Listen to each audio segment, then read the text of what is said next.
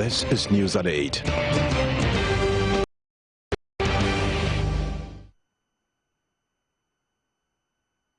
Good evening to our viewers in Africa and across Europe, courtesy London's ABN Television. This is Joy News at 8, the primetime news bulletin here on Joy News on Multi TV. In this edition, Education Minister justifies controversial free distribution of sanitary pads to female students with funds sourced from World Bank loan. The sustainability of the initiative is however being questioned, with some suggesting government consider alternate funding sources. More health facilities turn away health insurance subscribers over government's delay in settling the outstanding claims. Energy policy think tank ASAP asks questions about 203 million cedis allocated to Ghana gas without parliamentary approval. And the Upper East region town of Nania, where football legend Abedi Pele hails from, says it has more of his kind preparing to take after him. So coming up in the bulletin in the next 60 minutes is business, more sports, showbiz and international news. News at 8 with Israel Lai.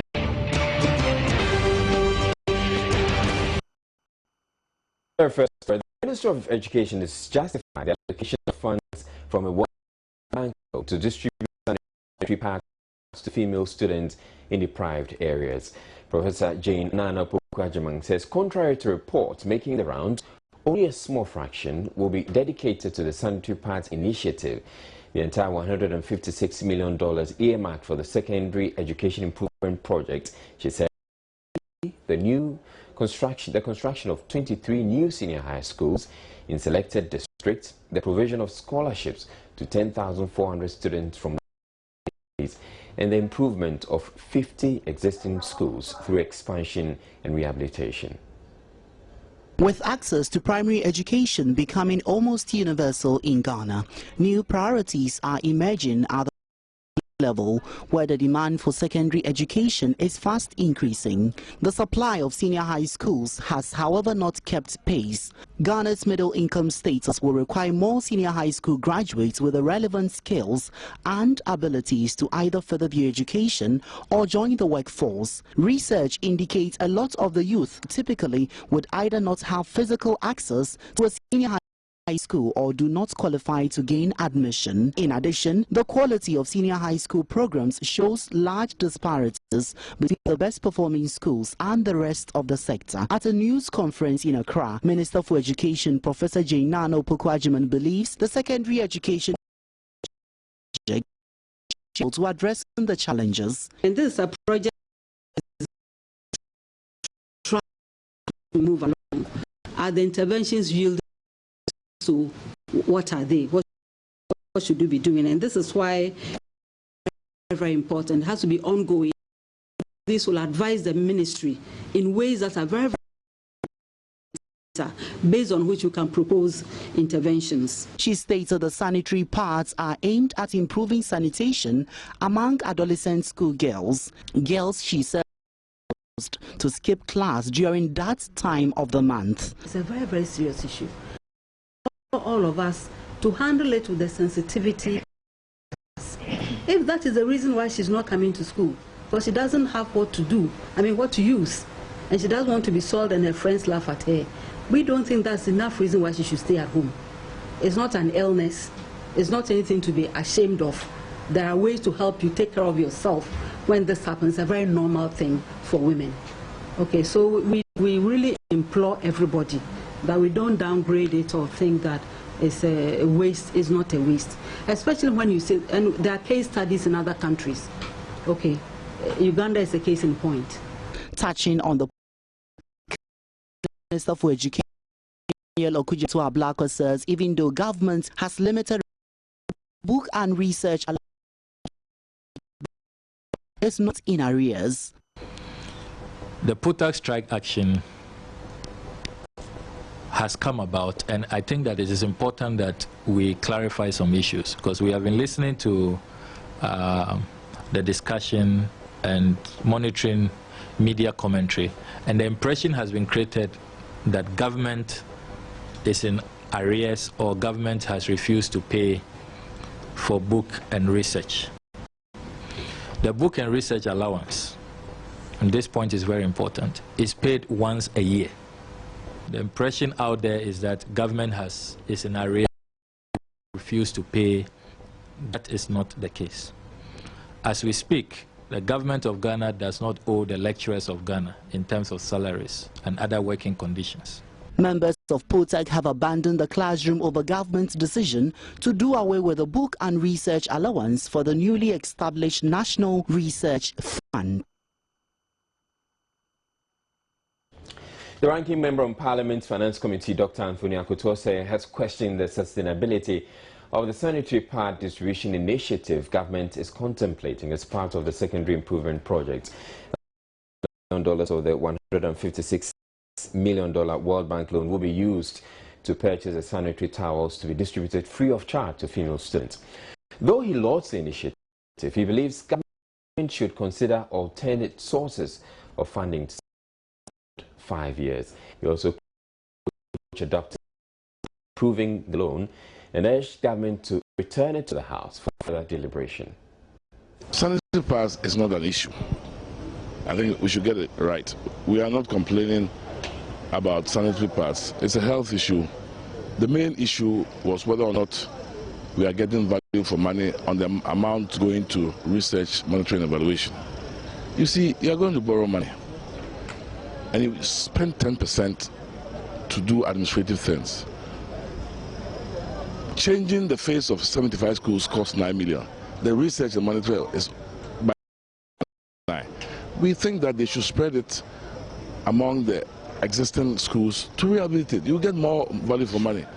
As to the issue of sanitary pads, we think that borrowing money to go there is not the way. It's not sustainable. So what happens when the loan expires? If it's a good policy, you can even tax alcohol, cigarettes and alcohol, for that purpose. Then you'll be killing two birds with one stone. I think the government should revisit it. And in any way, if I were the government, because the vote was not by consensus, they should be worried that the World Bank itself will be worried about it. So this is something we have put on the table. They should look at it. We talked about such things in STX, CDB. They didn't listen. They should listen.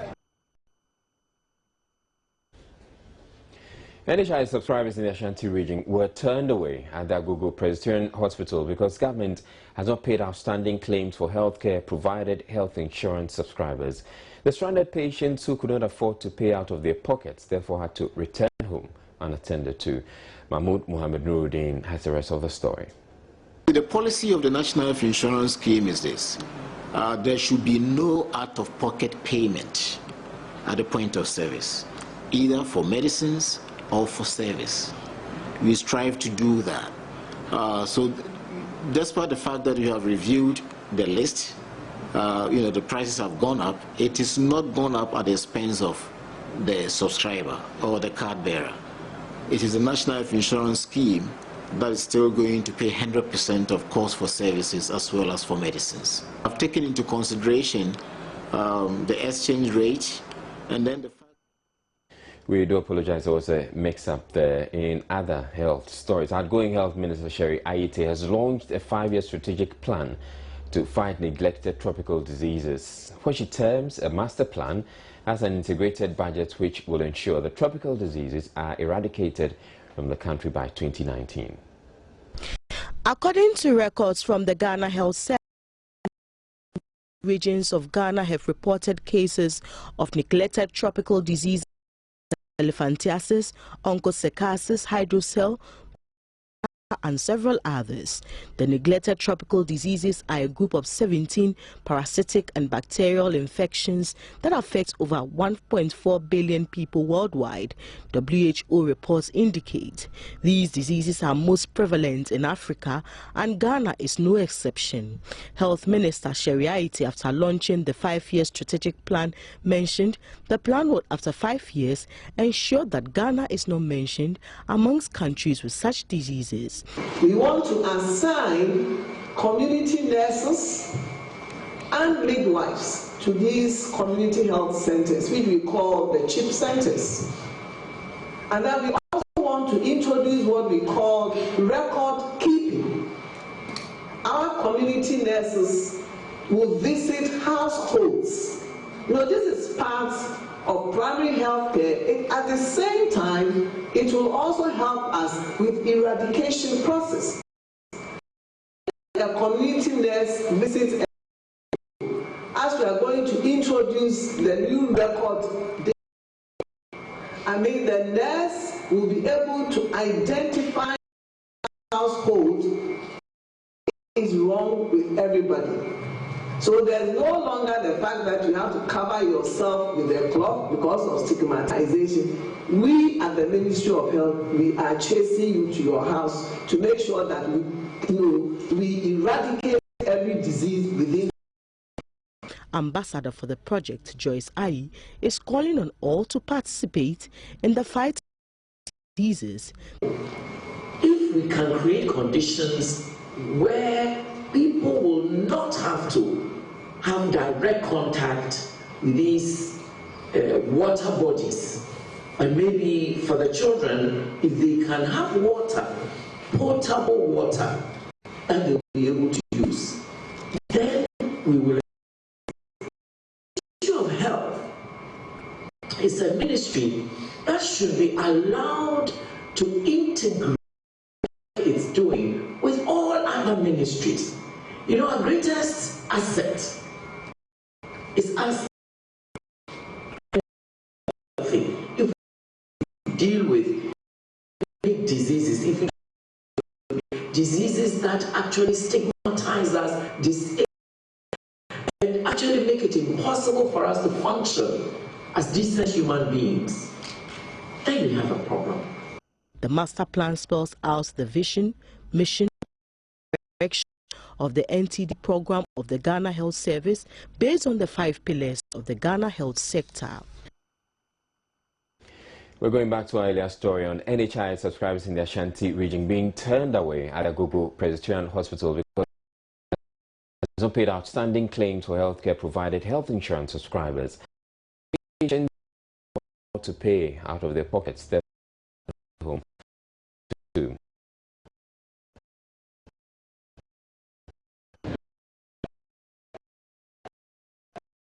National health card holders who went to the Agogo Presbyterian Hospital to access medical care had not been attended to by medical staff. This was because the leadership of the mission hospitals in the country had decided not to attend to NHIS card holders since government had not paid money owed them. Some patients say they were asked to pay almost 100 Ghana cedis before health workers could attend to them. Health insurance in Yeduma. Address from 1.550 into be coffee. Health insurance in Yeduma. And the Napano and I'm buying by a muka just health insurance maybe and to buy a card in Nama and now Scadia, the Bishop and Penny Pascal Monum Sabia. Because we are Dr. Fee, Dr. Shawa, 150. But we are. Let me say, I could get Dr. Mikodia, because I'm 820. Because first you can't whatever. The general manager of the hospital, Alex Kisse, explained the hospital would, however, continue to attend to NHIS subscribers already on admission. It's going to be very biting because of our geographical position of our also a referral institute. We cannot negotiate at level. Those who are already on the ward who came with the health insurance cards before the implementation of this decision will be catered for, but from today with a health insurance card will have to pays the hospital. However, national health insurance card holders who seek medical services from these mission hospitals would have to pay cash. A report by Mahmoud Mohamed Nuruddin from the Ashanti region. The Ghana Right to Information has been charged to create a reliable archival system and intensify advocacy to pepper public interest in understanding the benefits of the Right to Information Bill. This was after lack of public interest and poor record keeping were identified as the major factors accounting for the undue delay in the passage of the bill into law. AU Special Rapporteur Panti Tlakula said Parliament has assured the bill will be passed into law in 2016. Africa and beyond.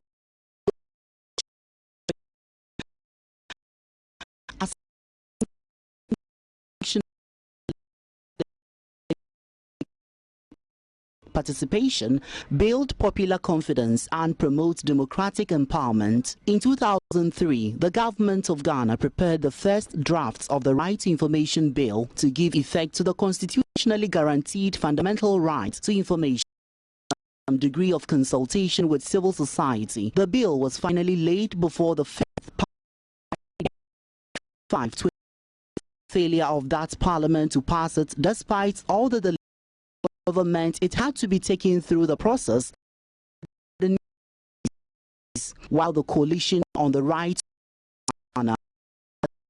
the provision of the bill are a fair attempt to meet international human rights standards and best practice, there are still areas that are of review in order to bring the bill in line with international standards on the right to information legislation. At a conference in Accra to discuss an AU model law to break the barriers of the right to information, African Union Rapporteur Panti Tlakula highlighted how the model will better enhance Ghana's bill and disclosed Parliament will pass the bill into law by the end of 2016. We had a conversation with the authorities. One of the issues that they raised is what we have already mentioned, that there is no demand for information. Ordinary people, even academics, were told. In academics are not aware of this law, and there is no need really for but that there is a commitment to ask a pointed question, as my colleague Chibuzo has asked, to say, can we get an indication of when the bill is likely to be adopted? Pointed question, and we were told in the 5th of 16. So before 2016, we're given an assurance that the bill will be passed. She also touched on the need to intensify advocacy to make the citizenry understand that the benefits of the right to information law cut across the entire social spectrum. A Nigerian associate legal officer at the Africa Regional Work of the Open Society Justice Initiative, Maxwell Kadiri, cited unwillingness of African leaders as one of the barriers to the right to information bill and advised stakeholders to keep their commitment to ensure it does not become an exercise in futility. People have skeletons in their cupboards, and more often than not, no government wants those skeletons to be out because of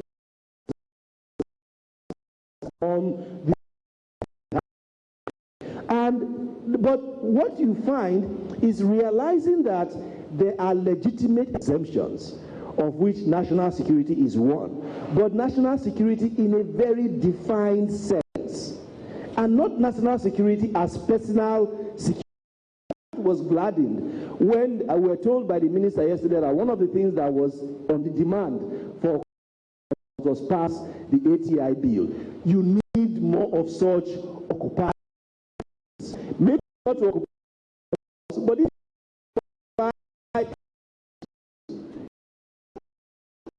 level where people can make demands on these people because they have a responsibility to provide for us. And I tell you, Parliament will no longer tell you that the people are not demanding access to information. He also advised Ghana to clearly state the parameters that define national security, since issues about national security are likely to be exempted in the law. Other representatives from South Africa urged Ghana to draw lessons from the countries and further called on the coalition to engage authorities consistently. Ridwan Karim Dini Osman, Joy News, Accra. Well, more stories coming up. Stay tuned. Watching the primetime news bulletin here on Joy News on Multi TV. The executive director for energy policy, Mohammed Amin, asking government to clearly explain to Ghanaians why it has allocated about 203 million Ghana cedis to Ghana Gas as counterpart funding for the Chinese Development Bank loan when it has not been approved by Parliament. He's asking Parliament to ensure that the Ghana Gas Company presents their investment programs for approval to make the company accountable for the resources given to them by government. Both the Ghana National Petroleum Corporation and the Ghana Gas Company benefit from the country's oil revenue. But according to ASAP, while the GNPC is required to provide to Parliament their program for expenditure for approval, the Ghana Gas Company is not obliged. A move ASAP believes allows Ghana Gas to expend resources without accounting for them. So far, government has disbursed $89 million in respect of counterpart funding for the CDB loan of $850 million. This year, government has allocated another $114 million towards the same purpose. I know that the counterpart funding is 15%, and that should give us $127 million. But $203 million have been allocated to Ghana Gas for the purpose of counterpart funding of the CDB loan. So what is the explanation for giving them so much money when indeed they don't even come to Parliament to show their investment program to Parliament? He called on Parliament to ensure it approves revenue allocation given to the Ghana Gas Company and make it accountable. The principle behind sending your investment program to Parliament for approval is because government is giving you oil money, which must be accounted for. And it's also to ensure that the GNPC does not waste that money.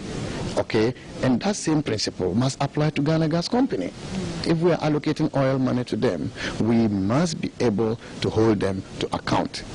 Apart from this money government has given for counterpart funding, government has also disbursed 40 million cedis to Ghana Gas Company to things and other things. But they must send a program to Parliament for approval. This may not be in the law, but the principle is a sound principle that when you are given public resources, you must account for it. You must show what you are going to use that money for. Okay, and that is what we mean by accountability. For Mohammed Amin Adam, Ghana can for being on top of oil revenue management in the wake of these discrepancies. The oil revenues must be protected. Abigail Adamakunchi for Joy News. Residents of Klagogo in the Yolo Krobo municipality of the Eastern region are worried about the crime rate in their town and have asked that something be done about it. They want the Inspector General of Police and government to, as a matter of urgency, provide them with police posts and street lights. This, according to the residents, will reduce the theft of motorbikes in the community and make it more secure. Haruna Yusivumpone reports. Klo Agogo is a small farming community with a population of about 500. As long as the residents can remember, there have been no street lights, neither police post. The absence of these two infrastructure items, the residents say, is to blame for high. Residents say they've had bikes stolen in the community between 2013 and 2014. Street light here. Soon if you teach for more or move to Tombo to the course school, if you are school, no, and light in a ma, ya moto no, and a hassle, ye so, you saw a benu cry probe, a honey baby, I saw no, a well, poor Buhunya, a queen in Biana, so your niece over a track, a say we toilet community needs to. For me, no why I did public toilet. A he cry about pay, say manager, I will let him. Lloydio, a fonya, a canna, Flapobi, a pewa, Wabia bomb, Wabezanzi, Loyham, Bawa, Low one. Kaba yawo eba neba here a promise war say a bet neba chu anyhow lodi de meka kene wa agbo ngam enyone nene palenga wo hiaji wa be street light ne kesu ne mami ba wo juenga mami wa nyewe ne wa mape no ko wa pape government eba hie wo. chief of Klo Agogo community, Namate Tai, said besides street lights and a police post, the whole community also lacks a decent public toilet and potable drinking water. We lack so many facilities, like our police station. We don't have police station. People just move to this town in the night, daytime, steal things and run away. People's motorbikes here and there. And then our gutters that they provide for us is not deep enough to contain even the speed of the water. Even the little rain, it can overlap, and the whole town will be full of mud, flood all over. Haruna Yusuf Umpanis report. The executive director for the 1,000 Teenage Mothers Back to School project has called for strict enforcement of laws to punish men found to have impregnated teenage girls in school. Nanahima Ajua Awendo believes such a move would deter them from engaging in premarital sex with the schoolgirls. A report by Mahmoud Mohamed Nuruddin. Many schoolgirls in Ghana are lured by men into early sexual relationships leading to pregnancy. Sadly, some of these schoolgirls are rejected by their parents and sometimes have to forgo their schooling. One such victim is Jemima Ba, who got pregnant at an early age. In Ghana, teenage mothers like Jemima are likely to become failures if they are unable to continue their education or engage in business. 1,000 Teenage Mothers Back to School projects intends to send these teenage mothers back to school. It started with 20 girls from the Ntrima Kwahoma district in the Ashanti region, but now targets 1,000 teenage mothers nationwide. Switzerland Ambassador to Ghana, His Excellency Gerard Braga, said the project is valuable and must be given the needed support.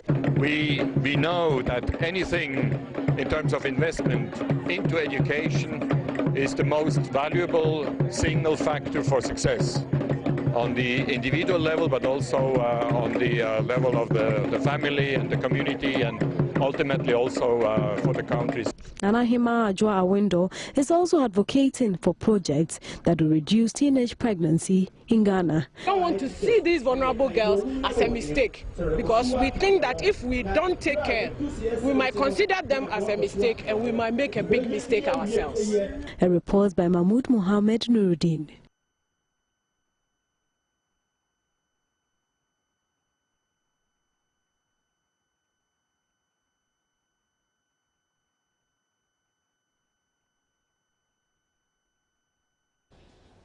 Former Trade Minister Alan Kyerematen is proposing the setting up of what he calls a bipartisan economic reconstruction team to tackle Ghana's worsening economic conditions. Ghana's economic challenges seem to have deepened as the value of the cedi continues to decline trading currencies, with various groups demanding solutions from government. Addressing journalists after filing his nomination to lead the New Patriotic Party in 2016, Alan Kyerematen said it is now a known fact that Ghana's economy is in crisis and asked government to take a serious view of his proposal. The presidential aspirant, however, acknowledged fixing the economy would require the contribution of all and charged government to take the lead role. He submitted that the team should have at the center the private sector, business, innovation.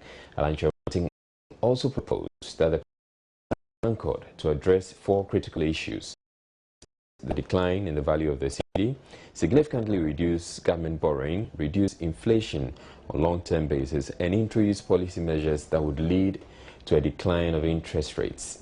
He promised to build the party's grassroots in order to secure victory for the NPP in 2016.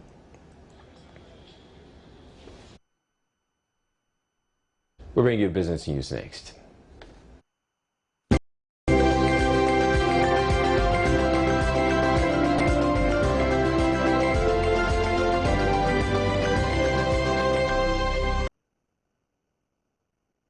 Here to update you in the world of business. My name is Abigail Adumakwenchi. Now we have some stock market issues, and the Ghana Stock Exchange closed 2013 with an outstanding market performance of 78.81%, maintaining its position as the second best in Africa. Managers of the local bourse are, however, worried that current macroeconomic challenges may hinder performance this year.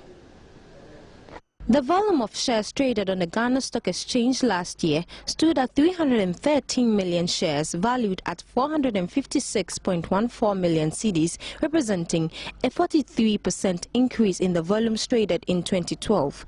The domestic market capitalization of listed securities was also at 11.69 billion cedis last year, up from 6.62 billion cedis in 2012, while the total market capitalization was 61.16 billion cedis from 57.26 billion cedis. Managers of the Ghana Stock Exchange at their 24th annual general meeting explained the market's outstanding performance in spite of the economic difficulties resulted from excellent results from listed companies. The GSE Composite Index, which measures the performance of the entire market, went up by 78.81%.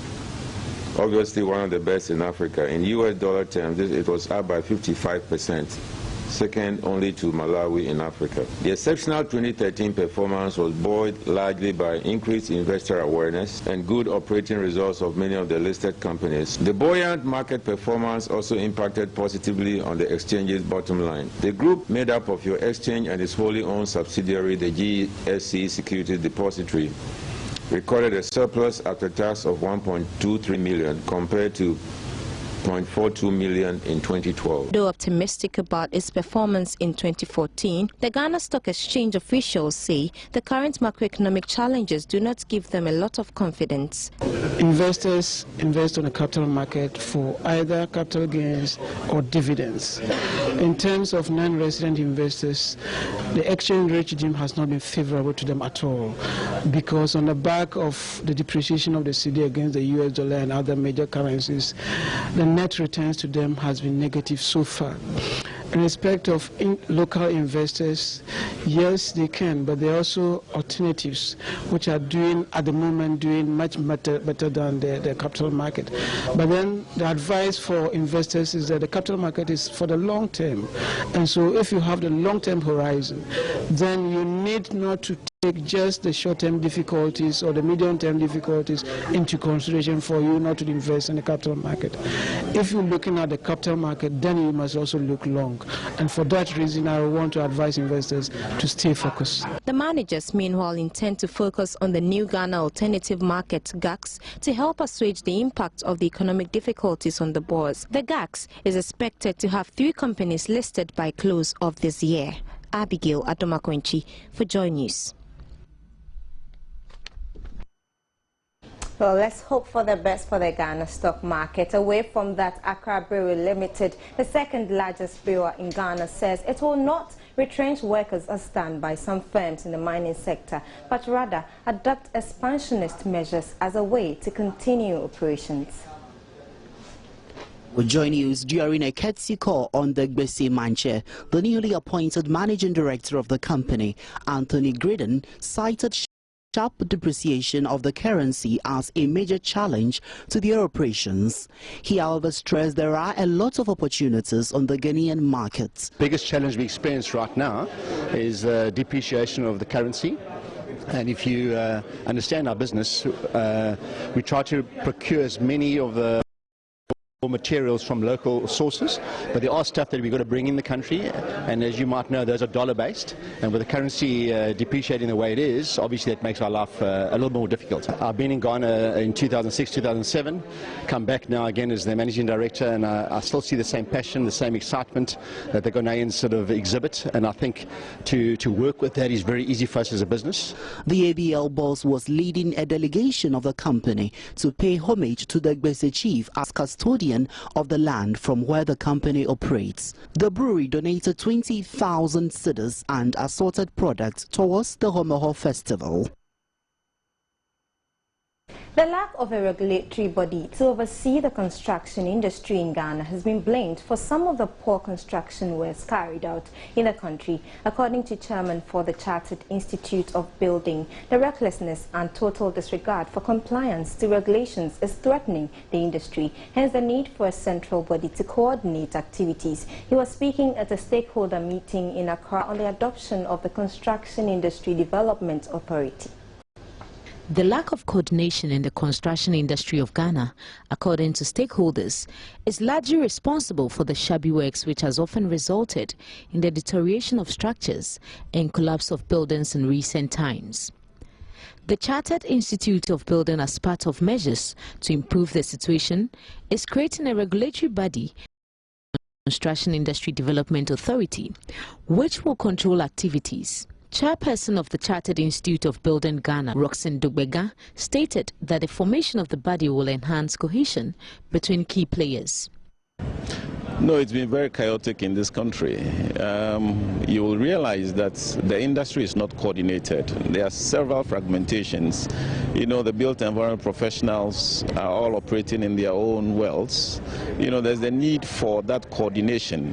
In the absence of an authority to regulate and develop the sector leads to collapses of buildings all over the place. People go into the process without having the requisite involved in the building process, and what we see is non-compliance to standards leading to building collapses. Additionally, the authority will also roll out programs to build the capacity of contractors and consultants in order to promote professionalism. It will help to streamline all the issues that affect the growth and development of the sector, and therefore the contractors' issues will be carried by this authority, which will ensure that the industry is enhanced. Key mandate will be regulatory and development. The issue about trading will be the core. The issue about monitoring and supervision. The issue about registering contractors not only for the government sector but for the private sector developers as well. They are going to ensure that projects are monitored effectively. The Construction Industry Development Authority memoranda will later be presented to Cabinet for approval. Matilda Pamagan for Joy News. And that's it for Business News. Sports comes up shortly. Do stay.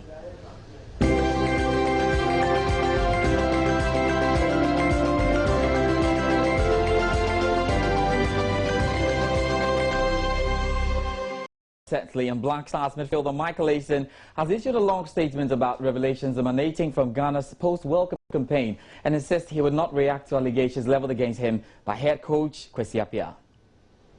Michael Asare was mentioned as one of the players who showed acts of indiscipline camp at the World Cup. Ghana coach Kwesi Appiah confirmed in a press conference organized on Wednesday that midfielder Michael Asare refused to take part in the warm-up session before the final match against Portugal. However, Asare, who is one of the longest-serving players in the current Ghana squad, has refused to comment on the claims by the Ghana coach and has instead preached peace and unity. In a statement, he noted, "It is in keeping with positions stated above that I have decided to refrain from responding to the GFA's allegation that I displayed acts of indiscipline before and during the Portugal game in Brazil. In deciding not to respond to the allegation, I am convinced that in fullness of time, all facts surrounding the entire episode will become public for the good people of Ghana to judge my guilt or otherwise." Confusion and acrimony besieged the Ghana were kicked out of the Black Stars camp following separate indisciplined behaviors just before their final group game against Portugal. Also reportedly led a group of young players to revolt against the team's management and the Ghanaian Youth and Sports Minister for delays in appearance fee payment. However, Asare, who was accused of refusing to warm up for the Portugal game, had kept his silence on the happenings in the team until his latest statement. Well, we'll keep on tabs on that and find out what happens in that. Now we can talk about some local soccer news. And Hearts of Oak is expected to name its new technical team tonight ahead of the upcoming season. Ex-Ebusua Dwarfs coach Professor Minta and former Kemfazo coach Stephen Abugri are set to be named as coach and assistant. Hearts of Oak are expected to name former Kemfazo coach Stephen Abugri as assistant. Joy Sports can confirm a board meeting tonight will confirm his appointment and that of his will-be boss, Professor Kwesi Mensah. Abugri was assistant to Midiama SC last season and had experience as part of playing in the CAF Confederations Cup. Also expected to be confirmed are Saban Kwei as team manager and former goalkeeper James Nano as trainer. Hearts finished third on the Ghana Premier League last season and will play the 2015 CAF Confederations Cup. All right, so the executive committee is actually in the meeting at the moment, still deciding who's going to be the head coach. It's very likely that Professor Mensah will be given the nod ahead of that. Can we talk about some tennis now? And straight to Wimbledon, and Eugene Bouchard beat Simona Halep to become Canada's first Grand Slam singles finalist at Wimbledon. The 20-year-old from Montreal won 7-6, 6-2 and will face 2011 champion Petra Kvitova in Saturday's final. Kvitova won 7-6, 6-1 and the first all-Czech semi-final at the Grand Slam. Let's have a look at what happened there in terms of the highlights. The Ayew family, no doubt, has become famous for the footballers it has produced. Apart from the legend himself, Abedi Pele, and his brothers, who have played at the national level at some point in their careers, Andre and Jordan are second-generation Ayews who played for the Black Stars at the ongoing FIFA World Cup in Brazil, albeit a disastrous outing. So could there be more like them where they come from? Joy News' Justice Bedu has been to Nania, the home village of the Ayews in the Upper East region, where he says football is a way of life. I remember Sunday Seko of the school at Paga RC Primary School, and I'm a ball that will. My name is Sandy Seko, and I live in Nanya. This is a football town because most of the people here play the game. We love football and we are proud that Abedi Pele comes from this village. We want to play like him. Every day we train hard and we know we can make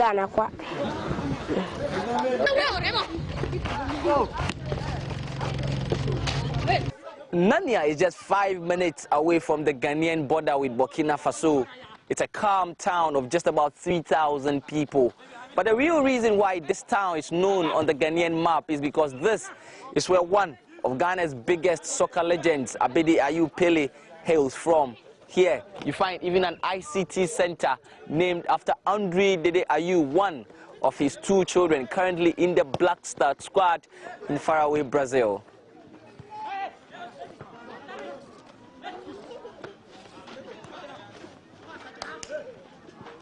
Like this one. It's mainly a farming town. Many people here survive on subsistence farms, and livestock rearing is also common.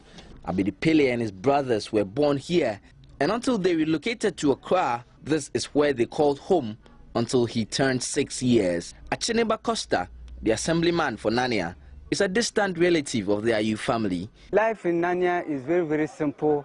We actually live, we coexist. It's like everybody is everybody's child. The children, if I go to somebody's house and I'm hungry, I'll get food to eat, certify and come to the house. In fact, Nania, I'm happy I'm from Nania here. He tells me they return to their roots once in a while. The lack of sports training facilities worries him a lot, he says, because of the abundance of talent. We have good players among them, but there are a lot of problems. In terms of ball boots, jerseys, the football itself, and even the park is not leveled. And because of that, they cannot perform or they don't play to the way they should. If we get the resources, if we have ball boots, a good training pitch and regular competition, there would be more Abedi Peles from this town. But we would get there, I believe.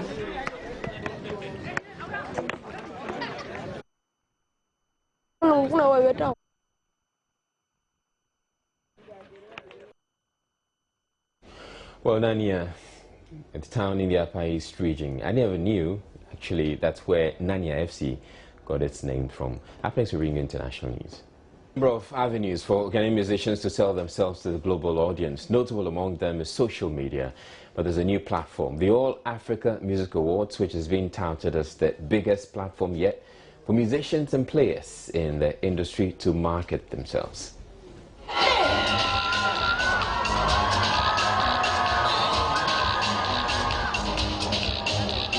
Ghanaian musicians have over the past few years managed to gain global attention thanks to the nomination they have earned at international music awards programs. Sarkodie, Efia, Kojoentry, Samini, D-Black are among the Ghanaian music acts who have either won or been simply nominated for international awards. These international platforms have mostly rewarded just our musicians, but music producers, music journalists and even unrecorded music acts stand an opportunity to get global attention. Country Director of Afrima, Francis Doku, says, so far there has been a show of interest from artists here in Ghana. Since we began talking about this, I've had calls from several musicians and their managers who want to know how to put it. And this is the way to put it, because they think it is a way that their work will be recognized beyond just Ghana, and then they will be awarded as well at that level if the people who vote choose them to. He further explains the Afrima will not only reward outstanding nominees, but also offer a platform for artists to sell their works to a global audience. Submission of nominees officially closes on July 5, 2014.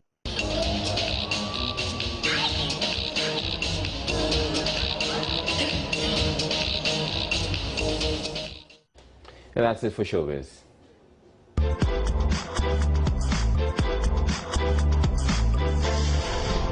Showbiz was brought